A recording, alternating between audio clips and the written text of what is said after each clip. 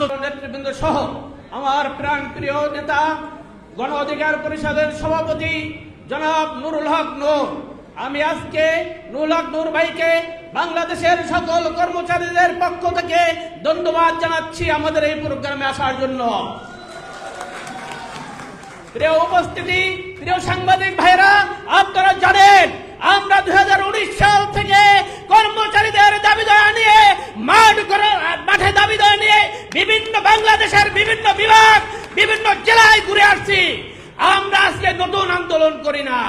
অনেকে বলে এই অন্তর্বর্তী সরকার আসার পরে কেন এত আন্দোলন, কিন্তু আমি আজকে মাননীয় প্রধান অতিথিকে আমি স্মরণ করিয়ে দিতে চাই, আপনিও বলেছিলেন যে এই অন্তর্বর্তীকালীন সময়কে আপনারা একটু সময় দিন, আপনাদের যুক্তিসঙ্গত দাবি যদি না মানে আমরা আপনাদের সাথে থাকবো। তাই উনি কথা রেখেছেন, এজন্য ওনাকে আমি ধন্যবাদ দিচ্ছি। প্রিয় উপস্থিতি, সাংবাদিক ভাইরা, আপনাদের সবাইকে জানিয়ে দিতে চাই, আপনাদের মাধ্যমে এই অন্তর্বর্তীকালীন সরকারকে জানিয়ে দিতে চাই, ওনারা মাধ্যমিক শিক্ষকদের আন্দোলন দেখেছেন, ওনারা প্রাথমিক শিক্ষকদের আন্দোলন দেখেছেন, কিন্তু ওনারা কলেজ বিশ্ববিদ্যালয়ে পড়া এই সরকারি কর্মচারীদের আন্দোলন দেখেননি।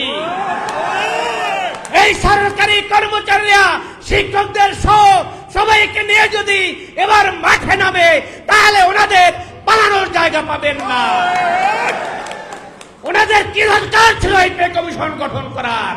ওনারা অবশ্যই বুঝতে পেরেছিল পে কমিশন দরকার এই মুহূর্তে, এজন্যই ওনারা গঠন করেছিলেন। এখন কেন ওনারা বলতেছেন পে কমিশন দিবেন না? এই নাটক দেখতে চাই না।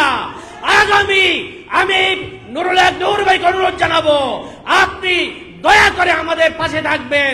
আজকে যেভাবে আছেন, আগামী দিনেও আমাদের আন্দোলনে সংগ্রামের রাজপথে আপনাকে আমরা পেতে চাই।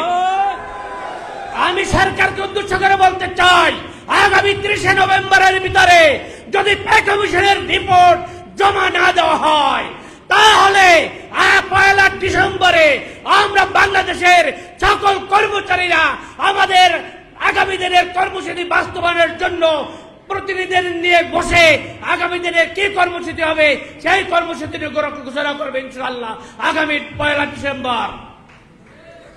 আপনাদেরকে আমি অনুরোধ জানাতে চাই, এই নেতৃত্ব যদি যে কর্মসূচি দেবে আপনারা সেই কর্মসূচিতে মাঠে থাকবেন কিনা।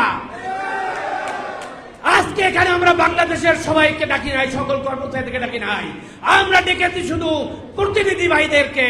এখানে বাংলাদেশের 18 লক্ষ কর্মচারীর প্রতিনিধিরা উপস্থিত আছেন। আপনারা এলাকায় গিয়ে সবাইকে সতর্ক করবেন, সবাইকে সাবধান হতে বলবেন, সবাইকে প্রস্তুতি নিতে বলবেন। আর করে বসার সময় নেই। আগামী 30 নভেম্বরের ভিতরে যদি পে কমিশনের রিপোর্ট পেশ না করা হয় ইনশাআল্লাহ 1 ডিসেম্বর থেকে আন্দোলন চলতে থাকবে। এমন আন্দোলন আসবে পে কমিশন না দিয়ে এই সরকার কোথাও যেতে পারবে না। আমরা নির্বাচন চাই না পে কমিশন দেওয়ার আগে, পে কমিশন দিতে হবে, তারপরে নির্বাচন দিতে হবে। তাহলে বাংলাদেশের 18 লক্ষ কর্মচারী নির্বাচনের দায়িত্ব পালন করবে না। কি আপনারা কি দায়িত্ব পালন করবেন? আমরা দীর্ঘ 10 বছর যাবৎ কান্না করতেছি, আমাদের চোখের পানি শুকিয়ে গেছে। আমরা চাই আমাদের দাবি অনতিবিলম্বে বাস্তবায়ন করা হোক। এখন আপনাদের সম্মুখে বক্তব্য রাখবেন আমাদের এই